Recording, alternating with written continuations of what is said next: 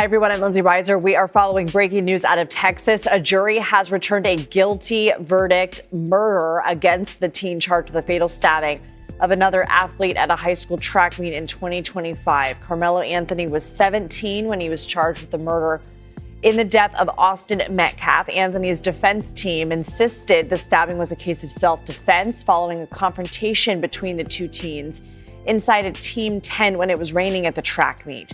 Texas prosecutors called it murder, plain and simple. The jury was allowed to consider a lesser charge of manslaughter.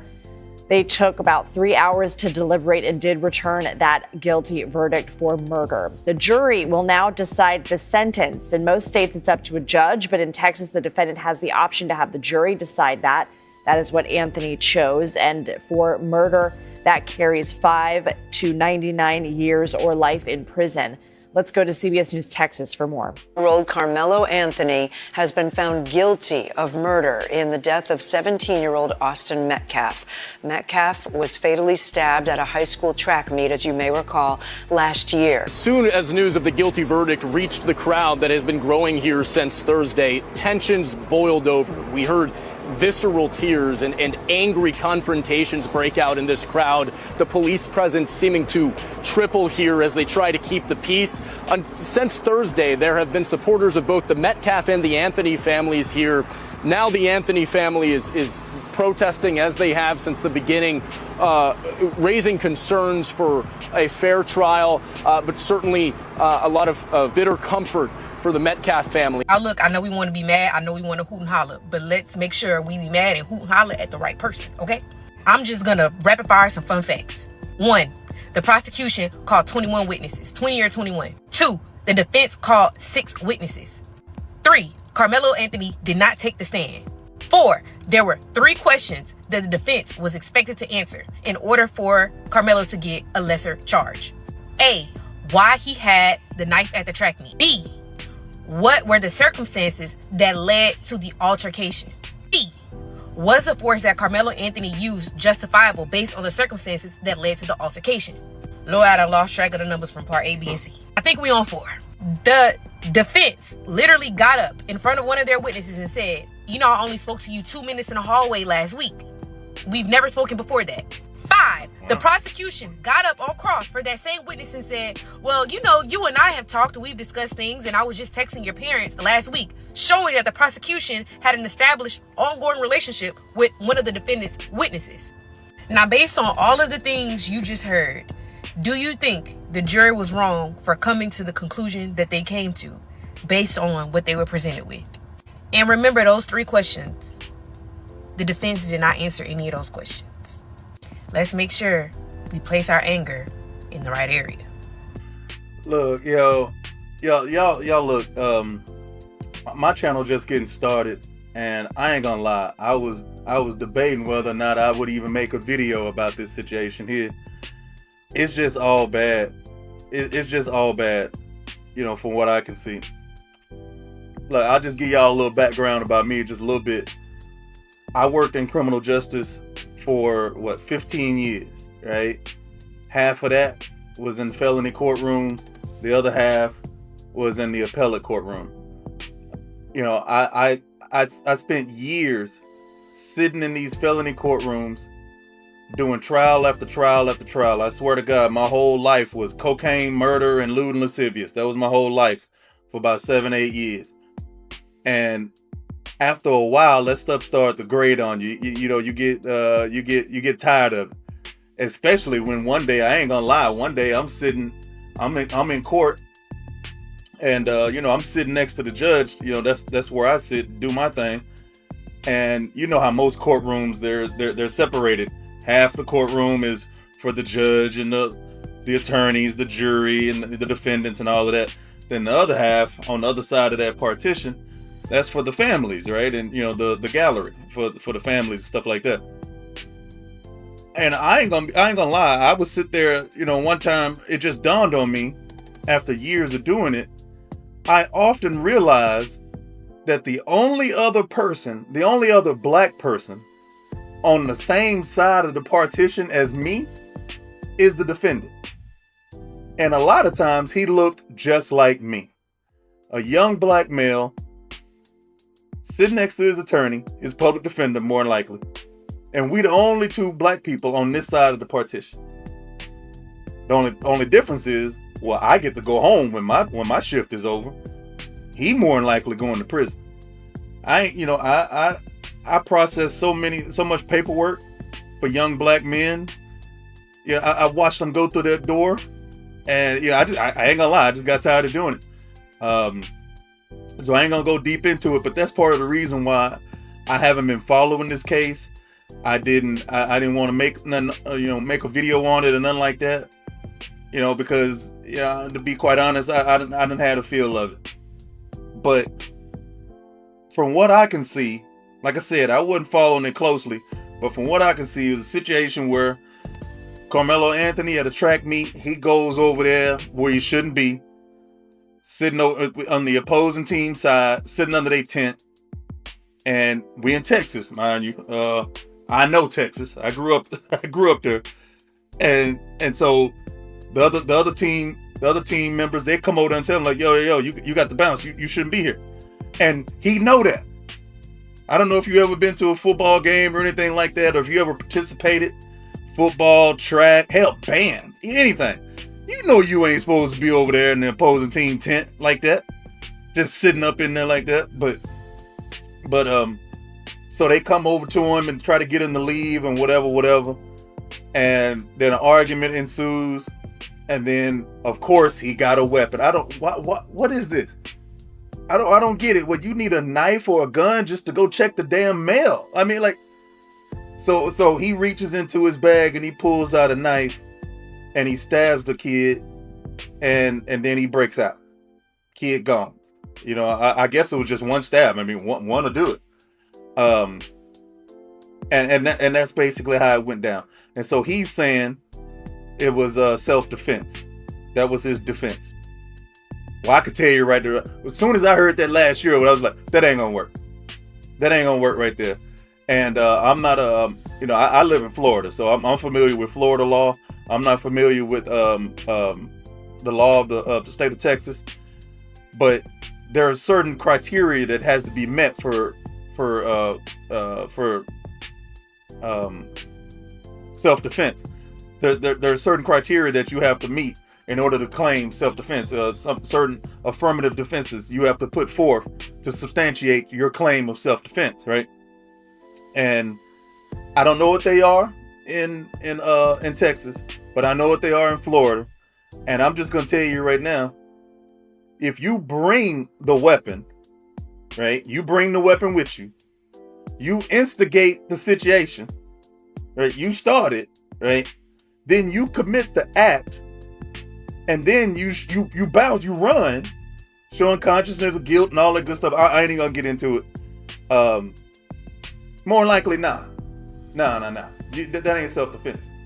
And I hate to go there, but if you black and you just stabbed a white person, yeah, more than likely ain't gonna go your way. You know what I'm saying? And in Texas, nah. I mean, I'm not the type of dude that just play the race card all the damn time. I can't stand that. They get on my nerves. But hey, I live in reality, and race does play a part of it. So soon as I heard the facts of the case a year ago, I was like, oh yeah, he done.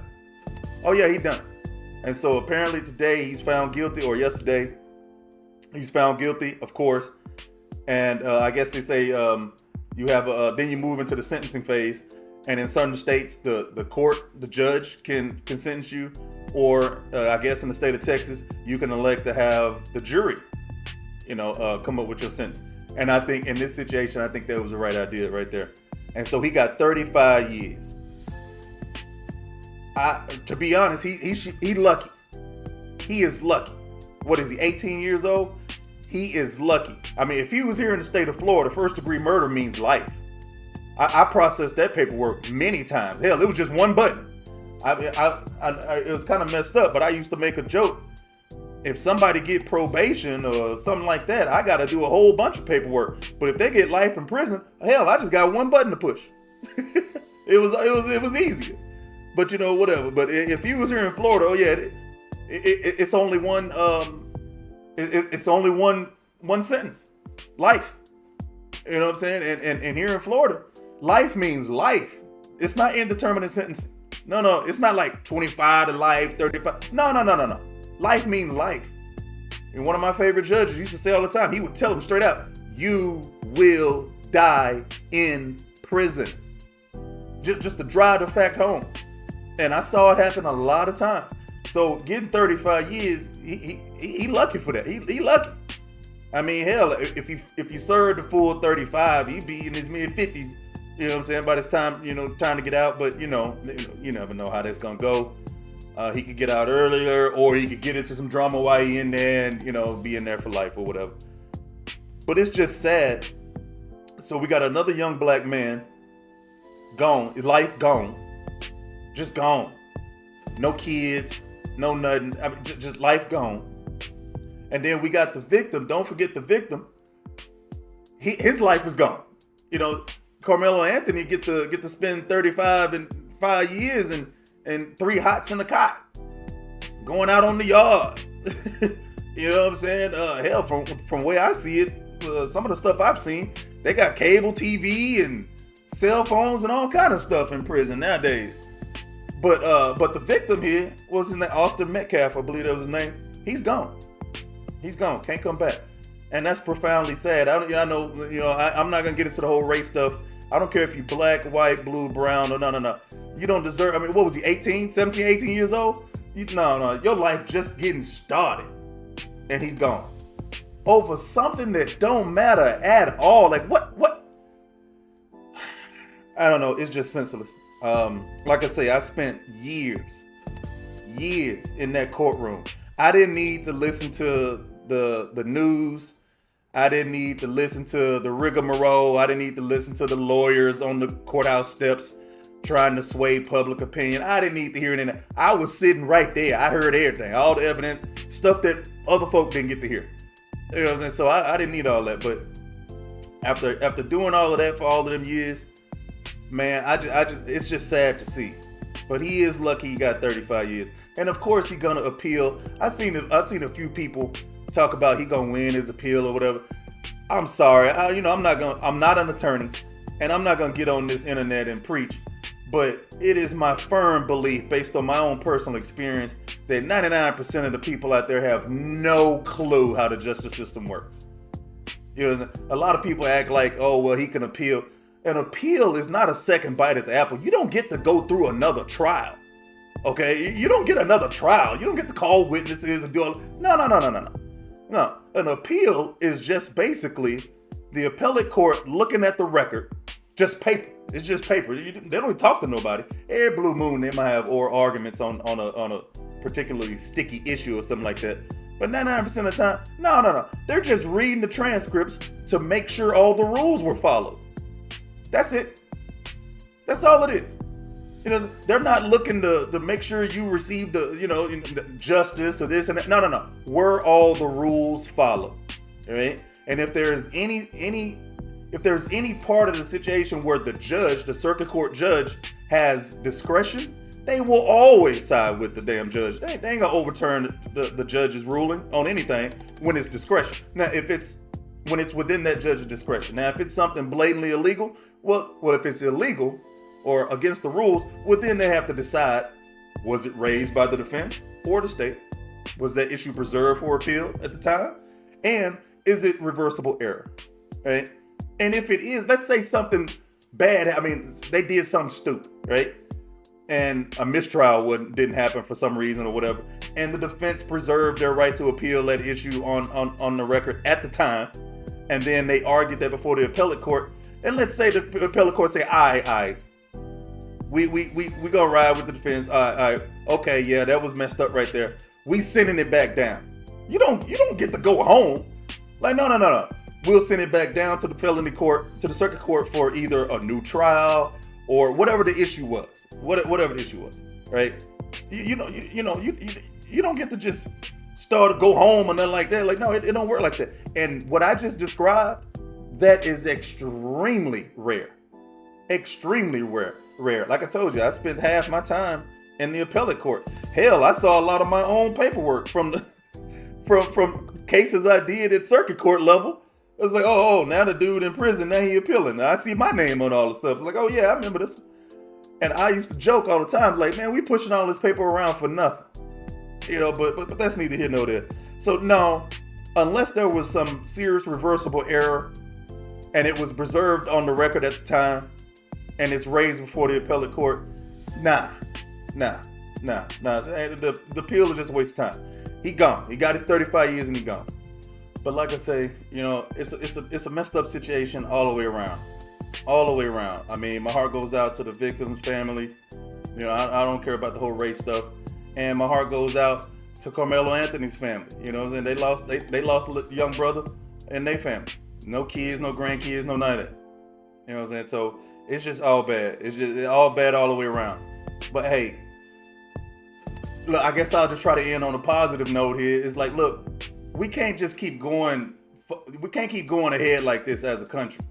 We just going to tear ourselves apart. We all supposed to be Americans, right? So what? We just can't keep going ahead with just hating each other. Black folk hate white folk hate black folk.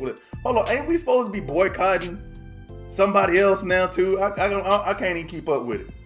We can't have it. And why you don't need a knife or a gun? Why you got a knife or a gun with you? If you need to take a knife or a gun with you to go there, that's a real good indication that you shouldn't be there. You shouldn't be there. So I hope there are a lot of young brothers out there that can learn from this and see this young brother right here and be like, look, his life is over. Before it even got started, it's over. So you want to carry a gun, you want to have a knife or whatever. Anybody mess with you, anybody say something to you, oh, it's on. Don't even get me started. I know where it come from. I'll definitely be making a video on that one later. But I know exactly where that mentality and that mindset come from. You hear it all the time. It's all around you. But it's sad. But all right, y'all. Hey, I mean, it's a sad day for all involved. And I'm just going to end it like that. And like I always say, and what Karmelo Anthony's finding out, it is definitely real out here, man.